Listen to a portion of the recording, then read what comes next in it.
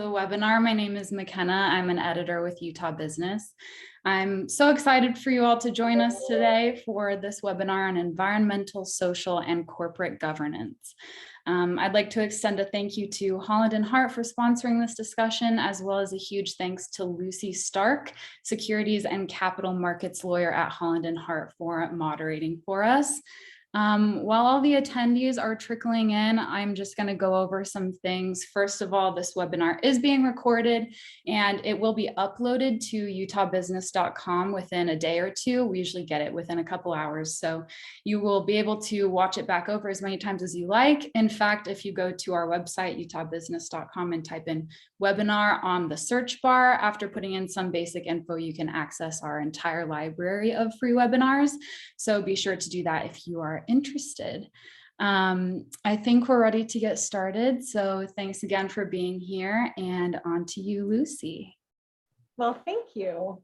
Hi and welcome. I'm Lucy Stark. I'm the managing partner of Holland Hart and a securities and capital markets lawyer.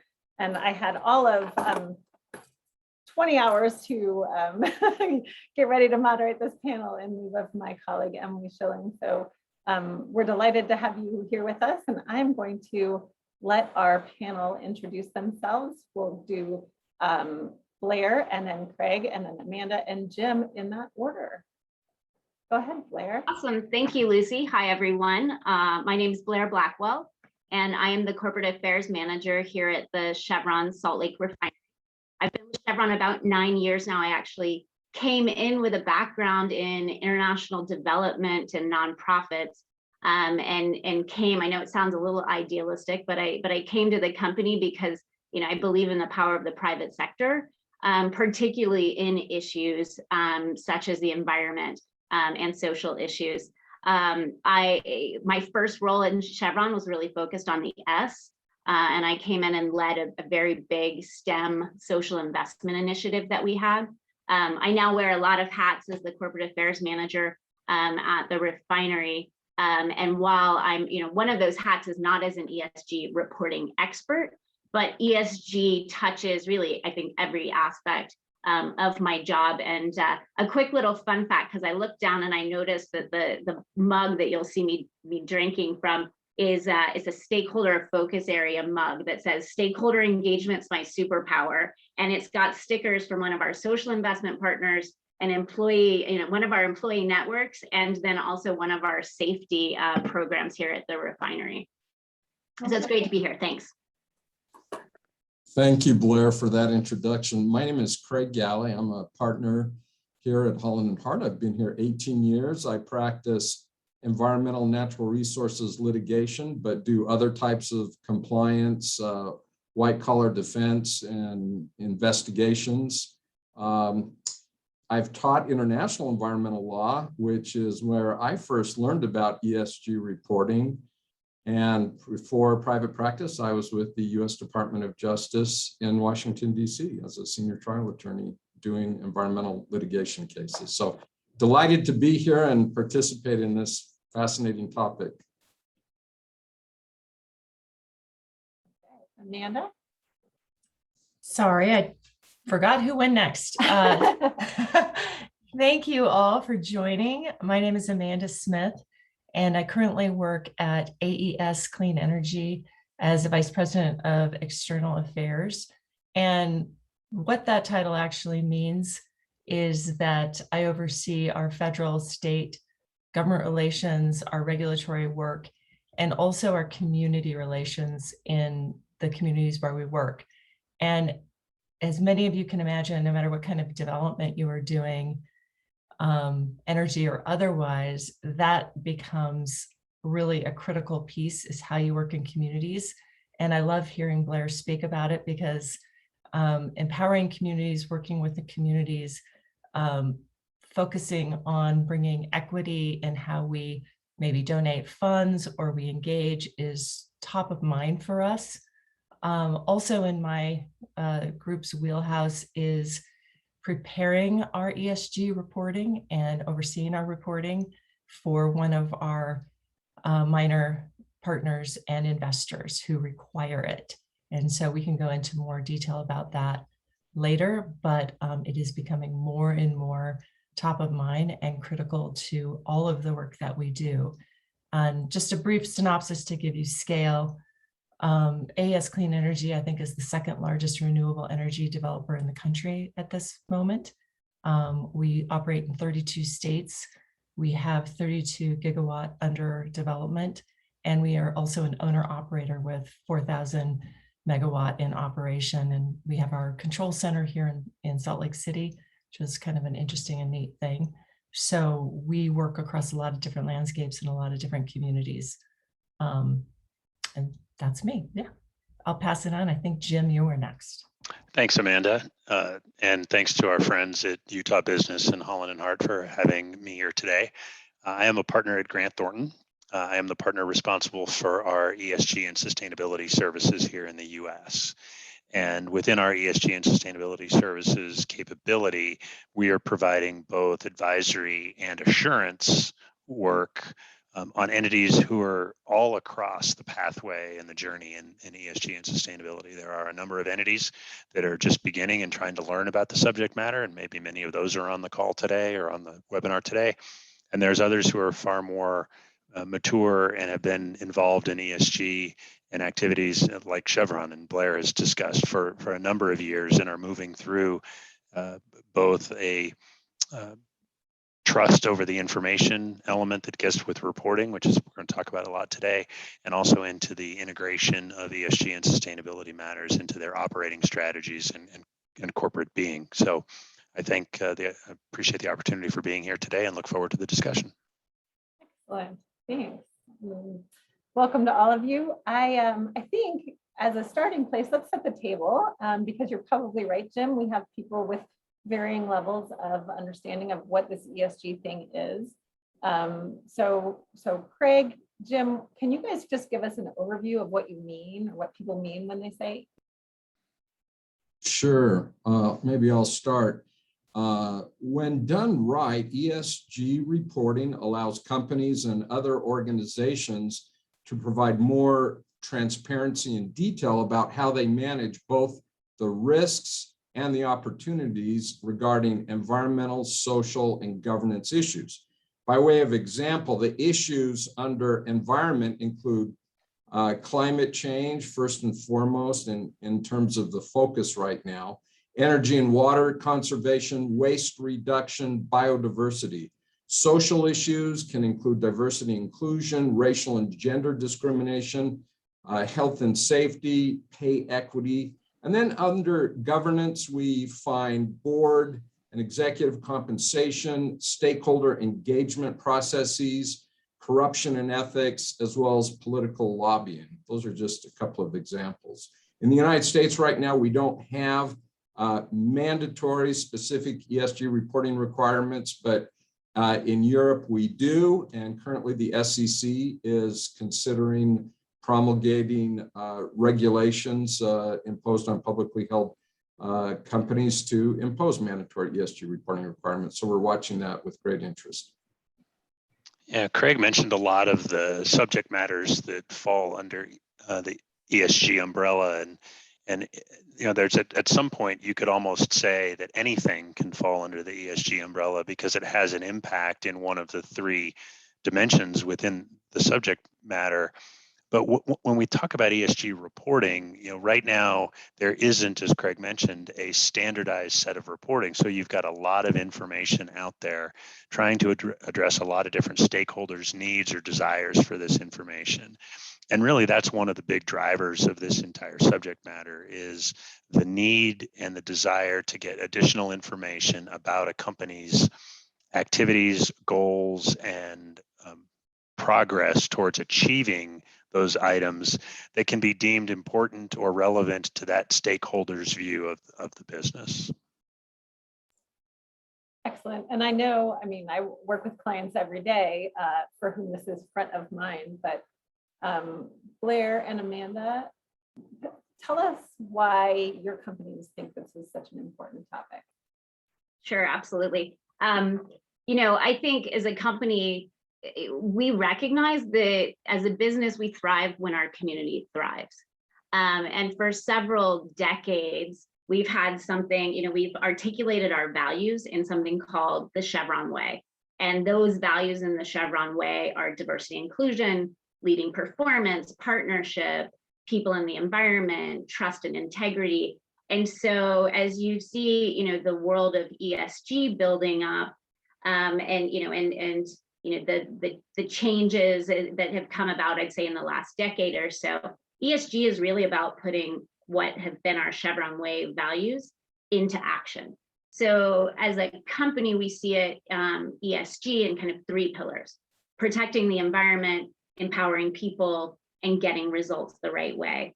And I would say that tone is set, and our reporting is done at a corporate level from the enterprise, from top leadership.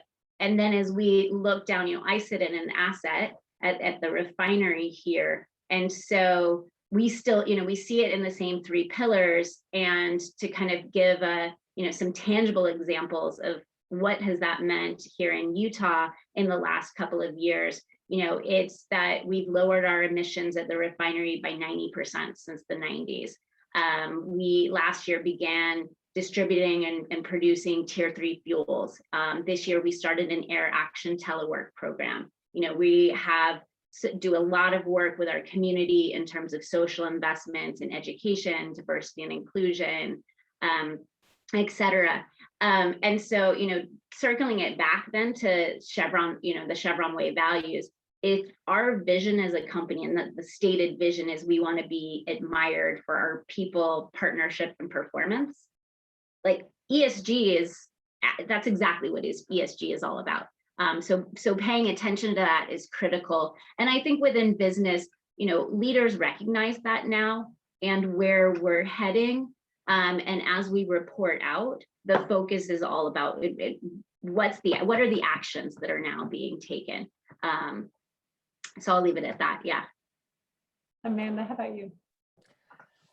So there's some similarities. AES is an international energy company that's US flagged. So we have facilities, energy plants all over the world. And historically, AES has been very focused on carbon-based energy production with coal and natural gas. Our company at the corporate level has made a pledge to be carbon-free by 2040. So the company at that level is very much looking at setting these larger goals on climate issues, as well as social issues, DEI issues, and governance. But AES Clean Energy is a subgroup or a business unit of AES. And so it sort of tiers down from there, how we do our ESG reporting. There are a lot of elements in it, and I think Blair touched on this a little bit too, that there's the reporting and how you report and what you report, but the issue is so much larger than that. When we look at it, it's really about the tone of the company, what the larger goals of altogether AES are, and how do we live those, particularly in a company that's building clean energy. So we have kind of broken it down for reporting purposes, which goes into, we worked with our investors to, address what they're interested in terms of reporting and metrics to develop, what are our categories: environment, social impact, social capital, human capital, business model and innovation, and leadership and governance, and created metrics around those. But in addition to that, we are also looking at how do we address the needs and the desires of our workforce. And so I just wanted to touch on that a little bit. I don't think that our company is unique, but right now attracting young talent is really difficult. And what we're finding is that these issues are top of mind to them, and they aren't necessarily interested in what we are reporting through ESG. They're interested in what are we actually doing. And so we spend a lot of time through AES approved committees. We have Women of AES, we have the DEI committee, where we work on creating goals for the company, such as, all of our travel is carbon neutral, offset. How do we certify that in a way that's not greenwashing? What are our metrics for DEI? How are we communicating that internally? And it is, again, I just stated, it's become one of the main issues that we are addressing as we try to recruit a young and talented workforce. And it really can't just be surface stuff. People really want to be involved in it, and they want to see outcomes. And I'm happy to say our company's pretty bought into that from top to bottom. So that's great. Obviously, you guys both touched on some of the things that drive ESG reporting for public companies. Investors, right, are asking questions, and SEC has been pushing some of this for a while. But Jim, talk about for a second why privately held companies, not just publicly traded companies, should care. Blair and Amanda touched on the concept of the stakeholders. There are, we've identified at least 9 separate stakeholder groups that are interested in ESG matters. And a lot of people think about the publicity that public company reporting gets on ESG is, we need that information out there. And that's taking really a compliance focus at the subject matter. And I hear quite frequently in conversations with entities, is this really something that's going to stick? Is this just another version of conflict minerals from that subject matter several years ago? And when you think about what happened 10 years ago or 12 when conflict minerals was first introduced, that was one group of individuals, so legislators, that wanted to accomplish one objective. With respect to ESG today, because all of these stakeholder groups are so interested in this, employees, communities, suppliers, customers, regulators, it's so broad that companies can't avoid the subject matter. What private equity firms, as they are LP investors, are looking to invest and understand the funds, are beginning to demand a focus on ESG related topics in management, and how is the fund going to oversee that? And they're expecting reporting and information from that. The employees, in terms of and future employees, what's out there is important. Lending institutions, insurers, they're all looking at it because they're getting pressure in a number of ways. And we see even a lot of our small clients now, and these are clients with less than $25 million in revenue, are getting supplier program expectations from their customers.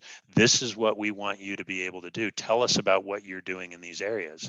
So the momentum is so great from so many different directions that this isn't conflict minerals part 2. We're not going to wake up 2 months from now and decide this really wasn't a thing and we don't have to focus on it. It's something that is coming from all different directions.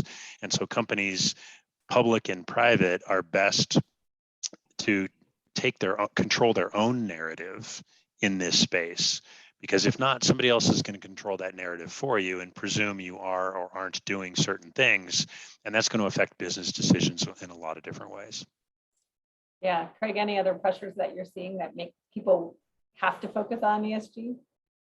Yeah, one thing I would add is, in addition to mandatory reporting imposed on publicly traded companies, the federal government, the Biden administration, is looking at imposing on government contractors, and maybe there'll be a threshold, but as a condition to doing business as a government contractor, you're going to have to engage in ESG reporting. So that will have a huge ripple effect, in addition to the ripple effect of service providers in the supply chain of goods and services. Even law firms and accounting firms now are getting pressure from their clients, and certainly other companies impose pressure on customers and are receiving pressure from customers to ESG report, even though they're not publicly traded. So as Jim said, this is going to have a huge ripple effect. It's inescapable. Yeah. Amanda, I want to go back to something you said a minute ago. You said people want to see actual results. You said that, nobody wants to just kind of say we're focused on this and not actually be, are you setting ESG targets or performance metrics at your company? Yeah, Lucy, that's a great question. And this is something that we are actively kind of grappling with, is how do you do this? So we have our ESG report metrics, and I want to go back to something Craig said about life cycle and supply chain, because that is one of our metrics. And then I'll answer your question, Lucy. What we're seeing now is a lot of pressure from customers. So we, in unregulated markets, we sell to commercial and industrial customers, and they, when they are putting out requests for proposal, ask these questions. They want to see your metrics about what you're doing, you know, on all of these areas, from climate to social justice issues. And that is also bleeding over to our utility customers. And this is going as deep as supply chain, and making assurances that you are not using anything in your supply chain with forced labor.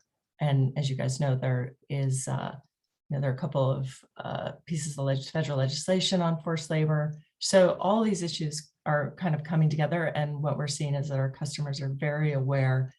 And so, kind of back to your question, Lucy, how do you take all of these different pressures from different sources, from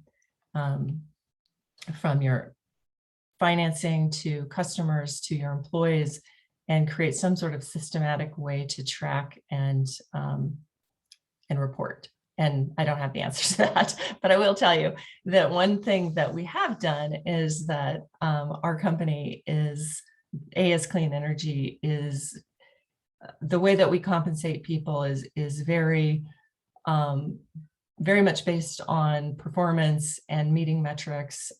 So people are compensated highly through a bonus program.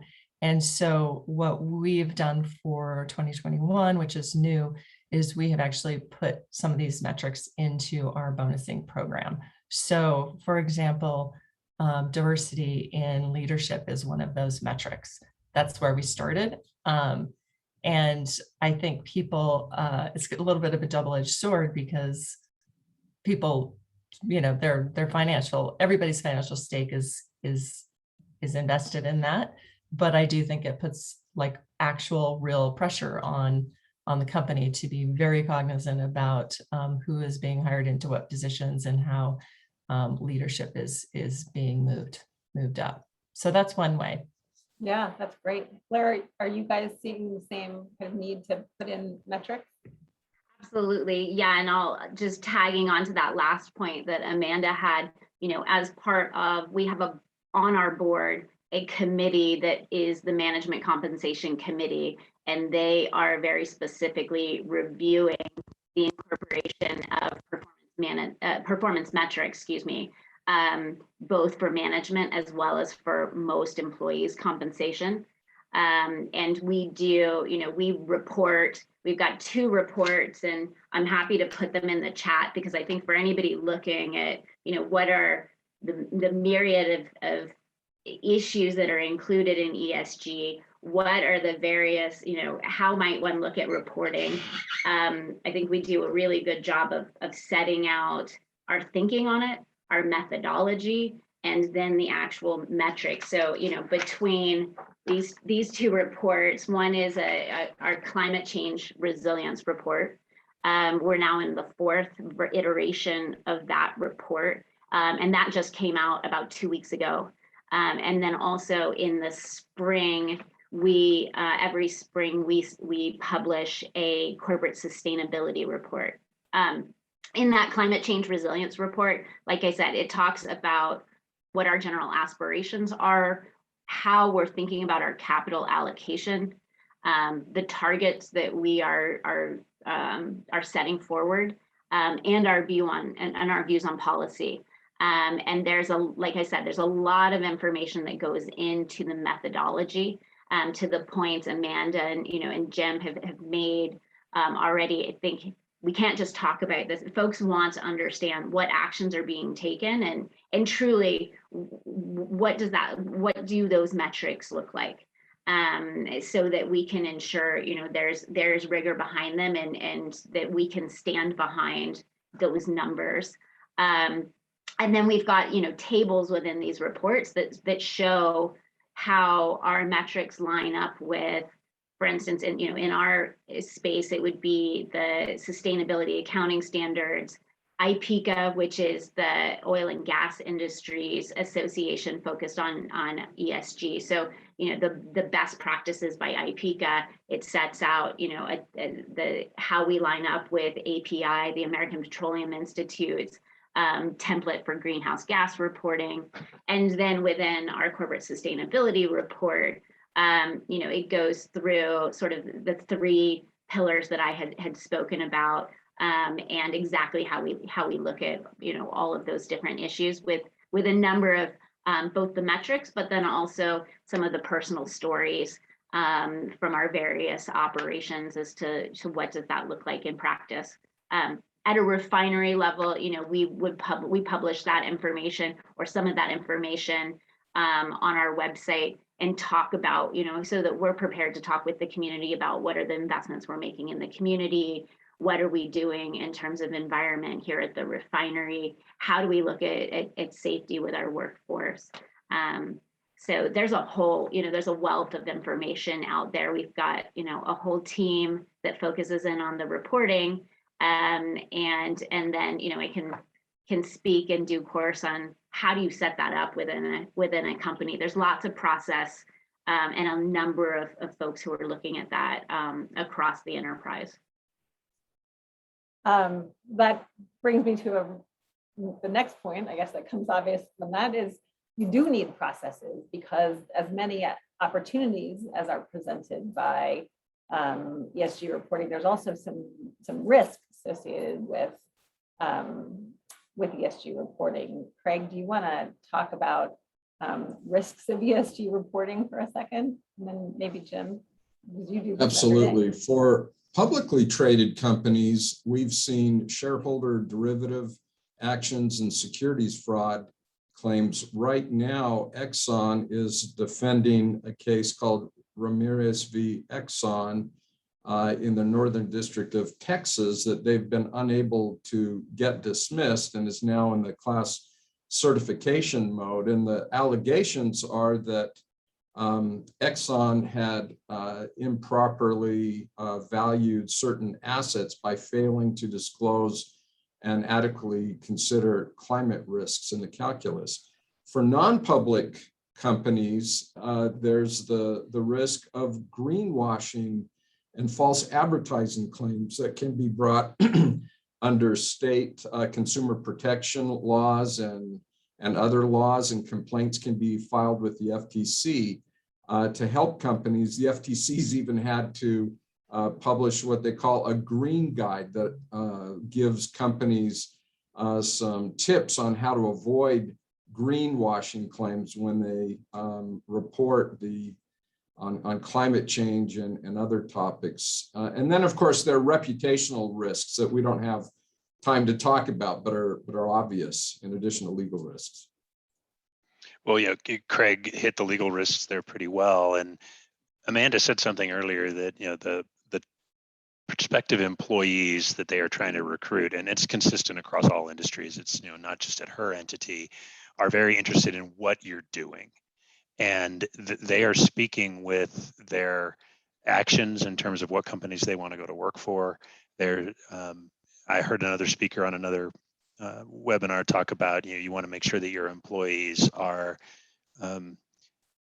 activated, right, as opposed to activist. And when you think about reporting, I think, Craig mentioned reputational risk. I think one of the biggest challenges that exists with respect to the risks of reporting is not being transparent and complete in your discussion so that it looks one-sided, or not following through with what you say that you're planning to do and being open about your actual progress. We have a good example of one that talked about a diversity metric that wanted to be followed and trying to achieve a certain percentage of diversity within levels of management. And what ended up happening at the entity was that the employees didn't see any actions to try to accomplish those goals, and started to revolt would be a strong term, but clearly there was issues with retention and employee satisfaction and everything else. So this is an item where sometimes saying nothing is better than saying something, but I will warn you that when you say something, other people are going to say it for you. So you do need to take control of your own narrative. And then once you find and identify those material topics and things you're going to focus on, you need to be committed to them, because if not, there's far more negative ramifications of not following through than of following through. Sure. I mean, I think taking those priorities and incorporating them into your risk management, your strategic planning, your board oversight function, I mean, that's got to be kind of pretty critical to this process. Blair, how do you guys do that? How do you take those things and make them part of what you do? Well, I will say, it's across the company in a lot of ways. And I think that's critical, because I think that's what makes it real and ensures that there's substance, rather than say you just have a group of folks over here in a silo looking at ESG. So as we think about, just a couple of the elements of how it works within the company, at a high level, we have teams that are focused on this.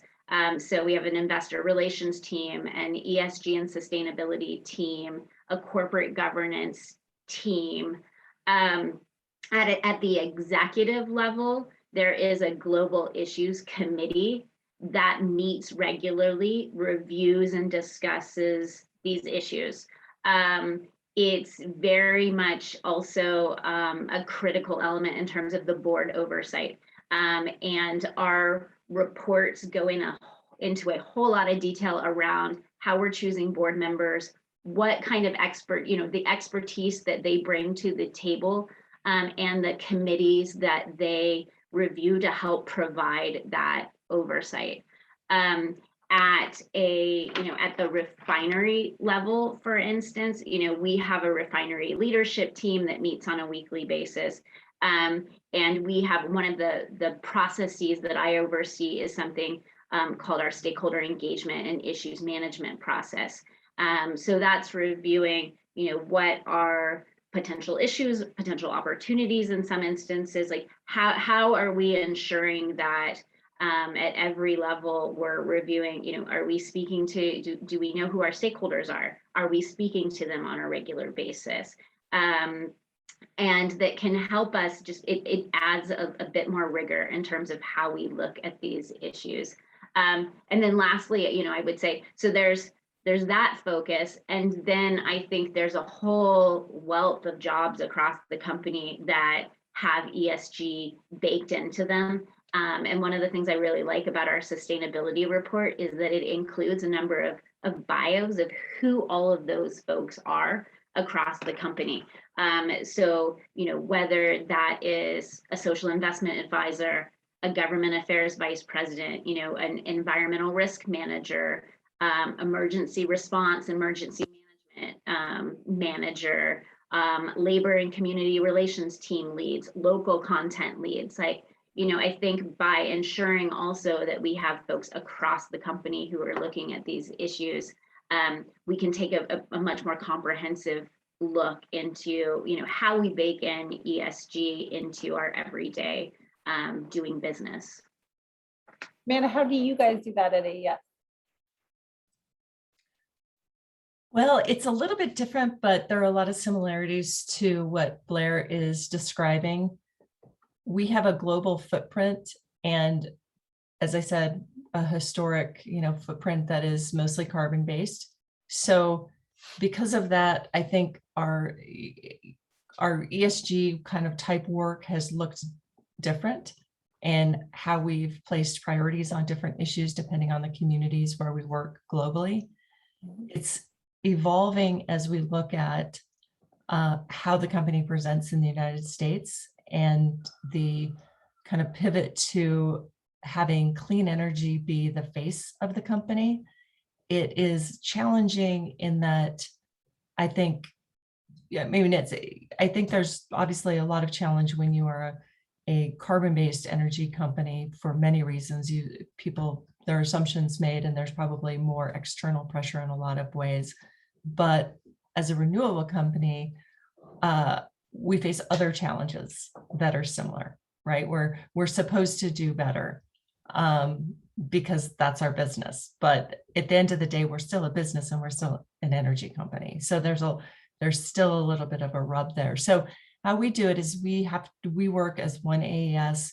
We do our ESG work and set our goals and priorities in these areas in coordination with the larger global company. There are global committees that oversee different aspects from, human rights and social capital to diversity, environmental. So we have that sort of overarching framework, but within our business unit, we find that we need to be very much more specific, basically for these workforce needs, because the larger global company doesn't face the same pressure we do on workforce. As you guys all might imagine, renewable energy right now is a booming business, and people are out, scouting your employees and picking them off. It's a very tough situation right now in that area. So we really are trying to be laser focused on action and creating committees within that population, within that employee population, where they can be involved and they can help set the metrics. This is all very new and evolving. And then at the same time, trying to take what we are doing there and feed it into our actual reporting, and working with our investors to make sure that that still meets how they see the world and what they see as important in terms of our reporting. Okay, so how do you do that, Amanda? How do you, you just touched on two different sets of stakeholders, your employees and your investors. How do you, as everybody has talked about, the world of ESG is enormous, and you could pick, one of 7 million different things to say, this is our priority. How do you engage with your stakeholders to say, these are the things we're going to focus on. These are going to be our priorities this year? Well, I think we're still learning basically, but one thing that we, have identified is that we need to have a person, an FTE, who thinks about this and works on it every day. And so that commitment has been made, and I think that's going to be a positive first step, because for us, it looks like a lot of internal coordination. So we have a finance team that works with our investors that is sort of, shuttle diplomacy between what are their needs, what are their requirements. And, we have one internal person now as a designated FTE who's having those discussions internally on what can we actually produce and report on. Because as you know, you have to set up the metrics internally so that you can actually do real reporting. And our investors asked us to have a third-party group sort of certify our reporting. So we work through them. And so I guess to answer your question, Liz, it's a lot of internal coordination and communication and recalibrating so that we can set up the right systems to meet those needs, but not be redundant with things that we are doing to meet what our employees are asking us to do. And I might just jump in and add on to that a little bit to say, I think Amanda's exactly right. This is evolving internally. We're all looking at how do we set up the best systems? Who do we put on the team to set all of this up? But I also think at the end of the day, and something that we find here at an asset level is it's great, it's fantastic, and it's incredibly helpful to have all of that additional process. But it also still goes back to just old-fashioned having the conversations with your stakeholders. Like, that hasn't changed. Maybe we are more savvy, I think, to Jim's point around how many stakeholders we have and the conversations that we need to be having. But I think, we really have to also prioritize FTEs, not just to do some of the internal work, but also to make sure that we're just out having the conversation and listening. And a lot of it is listening as well to what are those stakeholder expectations. And that's much of that is external. A lot of that, and we've really hit on it today, is internal expectations or expectations of the group of folks we know are our future workforce. Yeah, determining who the stakeholders are is a good starting place, right? But you got to do that. And then once you've figured out who your stakeholders are and you figured it out, you need to help people internally develop competencies to manage all of this. Jim, how do you advise clients in helping them develop their internal ESG competencies? Well, first off, I think that, if there's some smaller entities on this webinar today, they're wondering, do I need to hire 25 people because they've talked about things across 9 dimensions and 20 different roles? And no, you don't to start with. But as Amanda pointed out, you do need to find somebody or a group that's going to focus on the subjects, because you will quickly find out that as a part-time job, it becomes very difficult to focus on what becomes important, what those stakeholders are interested in. And the element of, what should we focus on is kind of what drives that competency development. And the ability of an entity to, say, all right, I'm going to work through my maturity as an organization in a controllable way is really important. Because if you look at all the things that we've talked about today, it's how do we comply with this? How do we report this? How do I integrate it? How do I deal with this? I mean, there are hundreds of different things you can deal with, and it's really, you have to take it one step at a time and build those competencies as you move through that. The first phase tends to feel like a compliance function. I'm gathering information, I'm gathering it and reporting it and sending it out. And then the next phase becomes an integration element, right? How can I get it more efficiently? How can I make it more usable within my organization? And lastly, how can I make it strategic, right? So now how can I take this and use it to my advantage, right? And benefit in my organization from it. And across those 3 kind of main broad categories, you're going to add people throughout the organization who, one, are very interested in it, so they're going to take it on and learn it. But secondly, realize that the advice that you're going to be able to get, looking at what your competitors are doing, and being willing to figure out that it's not just a cost. I am going to be able to make it strategic, allows you to invest in that competency a little bit more easily. Great. I think it is one of the pieces that's really important to help people realize they can do it. They just need to start developing that work, and you just have to start somewhere. We've talked a lot about the broad categories. I want to dig in for a minute on a specific topic, because as we've said, it's so huge. Let's talk about climate risk, and let's talk about, I guess it's 2 things. One is, what is a company doing about climate risk? And the second one is, how do they report it? And I know that some companies have faced significant challenges in collecting, compiling, and analyzing the climate data. Craig, you want to talk about that for a minute?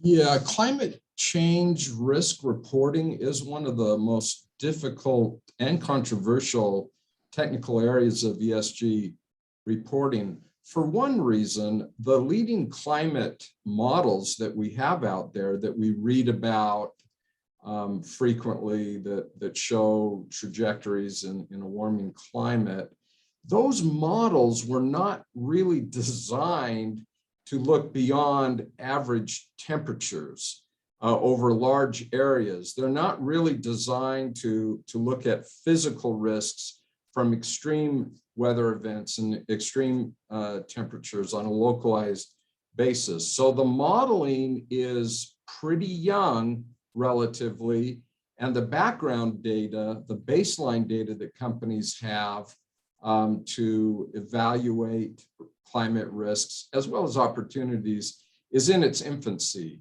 Plus, finding sufficient expertise in the market to really get granular if a company, for example, is in the fossil fuel industry. Some companies are finding it difficult to either generate the ESG competency to do this kind of modeling in-house or find experts outside that are sufficiently competent to do it. So the climate change risk evaluation process and modeling approach is very difficult for many companies, and it will remain so probably in the future. Yeah, I'll add, there's a data and a process and an internal challenge as well, that comes along with that. Financial reporting, a lot of entities understand it, right? It comes from the books and records, you understand how to put it together. A lot of the climate information, when you get to carbon, waste, water, the things in the E domain, they're coming from systems that haven't necessarily been included in data governance and controls, and where does it come from? How do we aggregate the data? How do we determine that it's complete and accurate? Almost every entity that we have provided services to and worked with has a spreadsheet of data that information was gathered from and entered upon that it is a important component of what they're doing from a reporting and management perspective. And then questions start arising. Well, is this actually accurate information? Where did it come from? And a real story is, one guy at a fairly large entity was saying, well, we couldn't find anything, so we estimated it.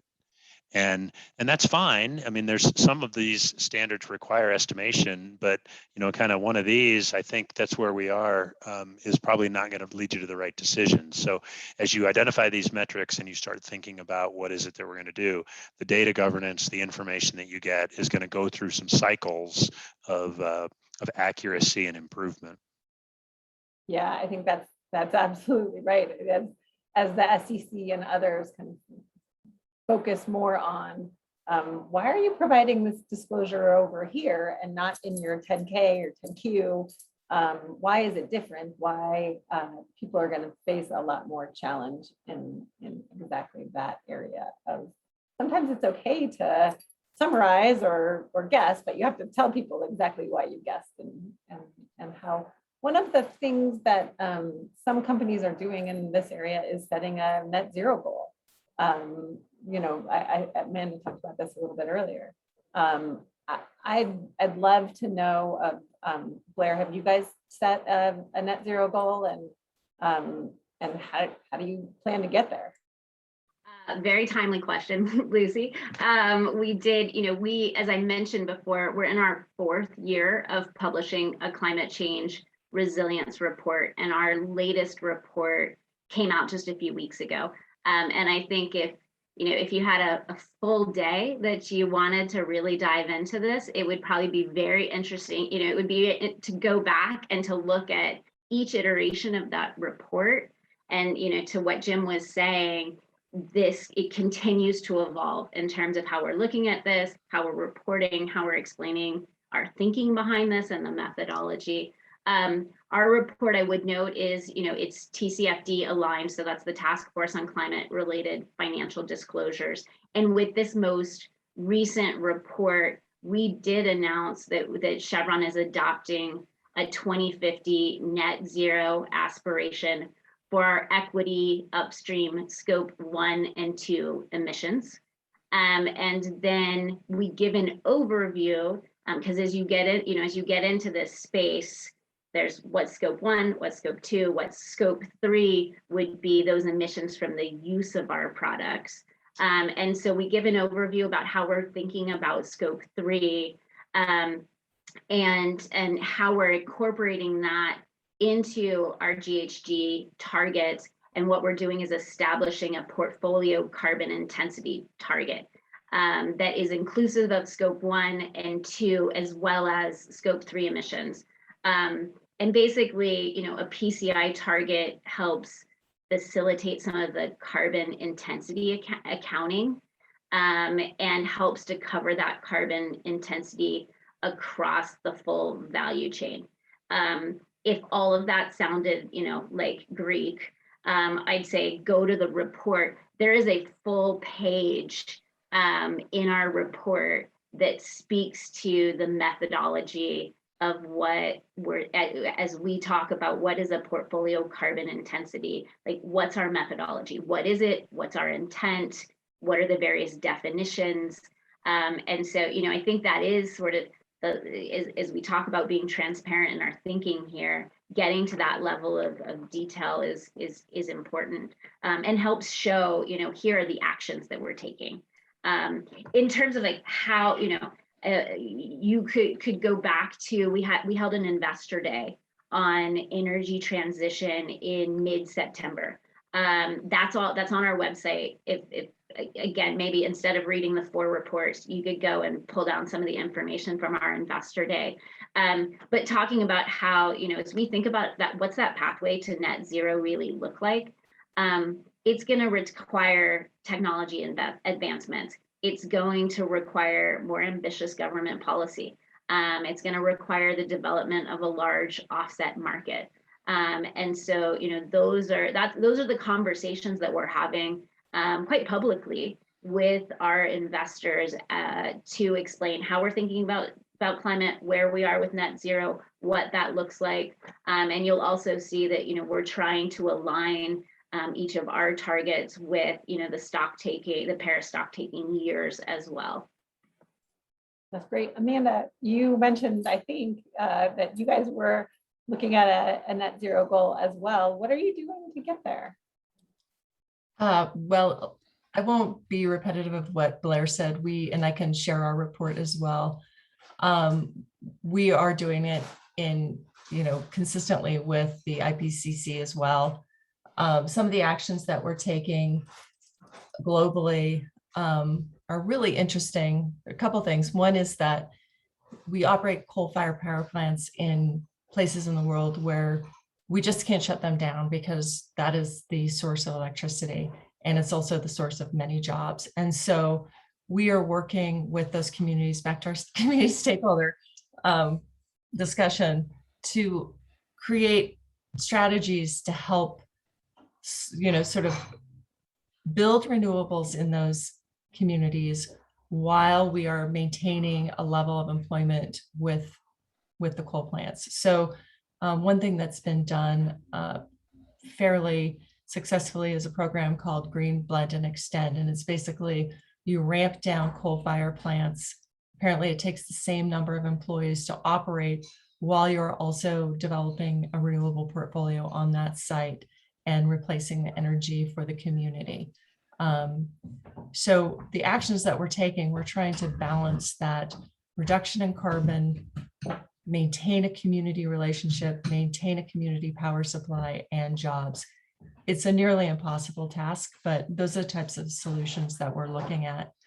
But I will just say, since 2018, a couple things that the company has done is we've accelerated our renewable energy business. That was done almost a year ago by AES purchasing a number of smaller companies in greater shares in those companies or in whole, and consolidating them into one renewable energy company in the United States and making that its forward face.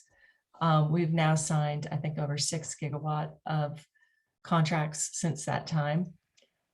We've sold or retired 6.2 gigawatt of coal, and we've also stood up and funded a company called Fluence, which is a partnership with Siemens that does large scale battery storage, which we see battery storage as being critical to this transformation of the energy future. So kind of our timeline is that by 2025, the goal is to have less than 10% of the energy that we generate coming from coal-fired power plants across the world.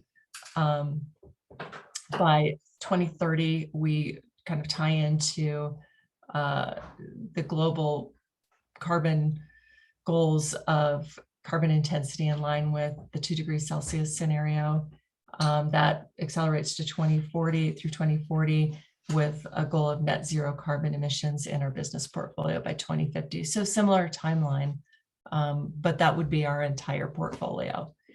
One issue that we grapple with, and I think a lot of companies will start to grapple with, is what does your supply chain look like? So if we are converting our business development and energy production to renewables, where obviously it's cutting carbon, that's very direct impact. But where does our supply chain of panels and wind turbines and particularly battery supplies, how is that being developed, and what does that carbon footprint look like? And I think that's the next horizon for companies like ours to start to have to really double down on. And for those issues, I would say we're predominantly working through our trade organizations, American Clean Power and Solar Energy Industry Association. Great. Lucy, we have a joke around that does the world's carbon balance sheet actually equal zero? Does it balance? And it's kind of hard to get there. And this points out, some of the real challenges of this. I mean, internally, I hear this word science-based targets. What does that mean? And how do I have to use a science-based target in order to establish my net zero goal? But there's other parts of the world that are a little bit more advanced than this in the US, and requiring net zero outcomes. And so the challenge and the pitfall, here is, if you avoid it, it's actually going to become more costly and more difficult to achieve because people are being forced into it all the way around. I mean, our firm, we signed on to the Global Financial Service Providers Alliance for Net Zero, and because it's not necessarily a pressure element, but it's our commitment, because this has to be larger than just the individual organization.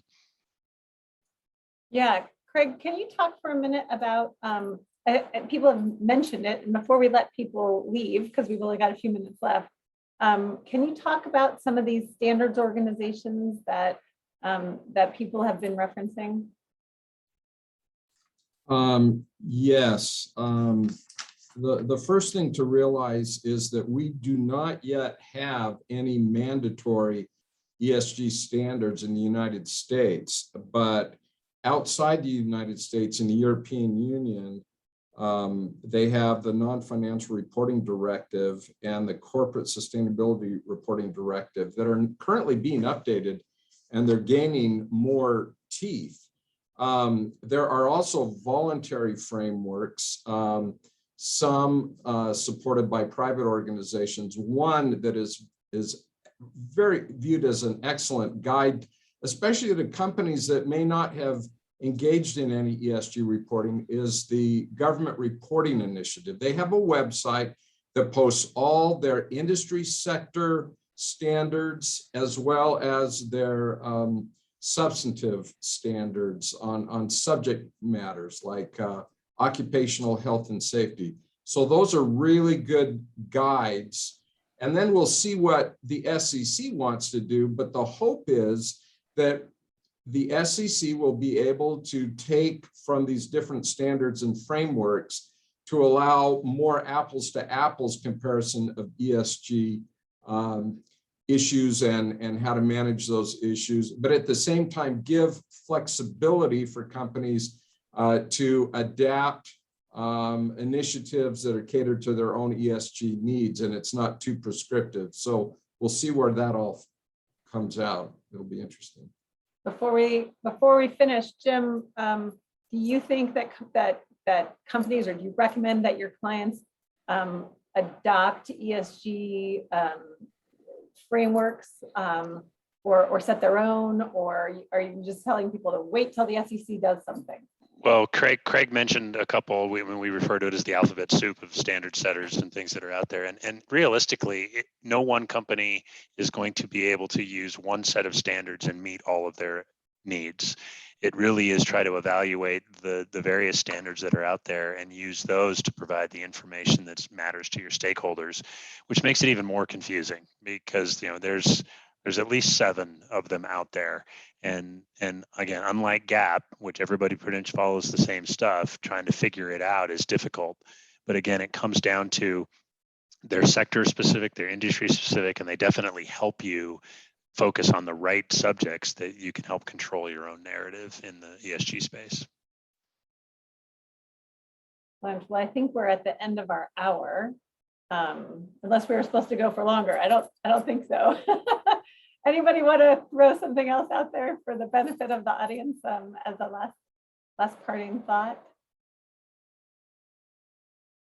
It's not as confusing as it can be, but if you don't try to learn it, it definitely will seem daunting. And there's a lot of resources within your industry. Amanda and Blair talked about trade associations.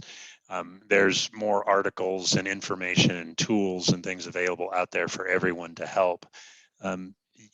Appoint somebody in the organization if you're a small entity, or focus on it, to make it more strategic if you're a large entity, and then it won't feel like just a cost of compliance. Yeah, and if I could just add one thing that we touched on, but it's so important. If a company takes the approach of ESG reporting is a marketing issue, and they don't involve legal and technical folks, there can be serious legal risks that arise, because companies are going to have to figure out, as Jim mentioned, but I want to emphasize this, how do you report negative ESG information without creating legal risk to yourself?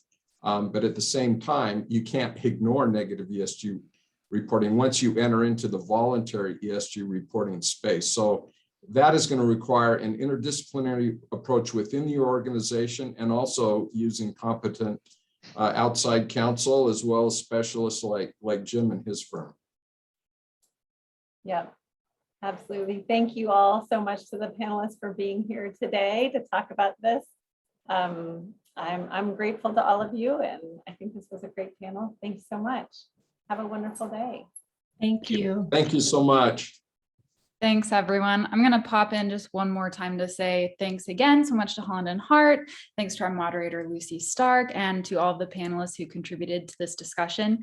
I just wanted to say again, real quick, if you missed the announcement at the top of the hour, this discussion was recorded and it will be uploaded to our website at utahbusiness.com.